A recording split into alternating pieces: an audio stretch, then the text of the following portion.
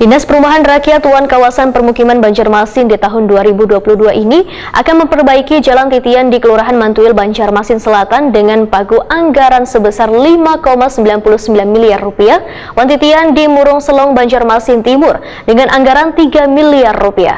Titian yang dulunya terbuat dari kayu ulin tersebut nantinya akan diganti dengan titian beton. Pemirsa, berikut kabar lengkapnya. Dinas Perumahan Rakyat Wan Kawasan Permukiman Banjarmasin di tahun 2022 ini akan memperbaiki jalan titian di Kelurahan Mantuil, Banjarmasin Selatan dengan pagu anggaran sebesar 5,99 miliar rupiah. Wan titian di Murung Selong, Banjarmasin Timur dengan anggaran 3 miliar rupiah. Untuk titian di kawasan Mantuil, luas lahannya sekitar 30,1 hektar dengan panjang 620 meter, wan 350 meter. Titian yang dulunya terbuat dari kayu ulin tersebut nantinya akan diganti dengan titian beton.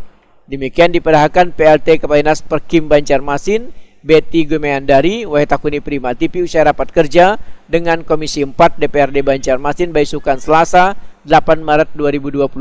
Betty Gumeandari menegaskan bila titian yang akan diperbaiki di kawasan Mantuil tersebut sangatlah panjang. Bahkan di tahun 2022 lalu, Dinas Perkim sudah melakukan kegiatan dengan dana 3 miliar rupiah ditambah dana APB di Provinsi Kalimantan Selatan wan dana APBN, namun perbaikannya masih belum tuntas.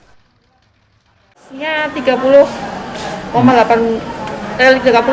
hektar. Jadi panjang jalannya waktu ini nggak tersebutkan di sini panjang jalannya.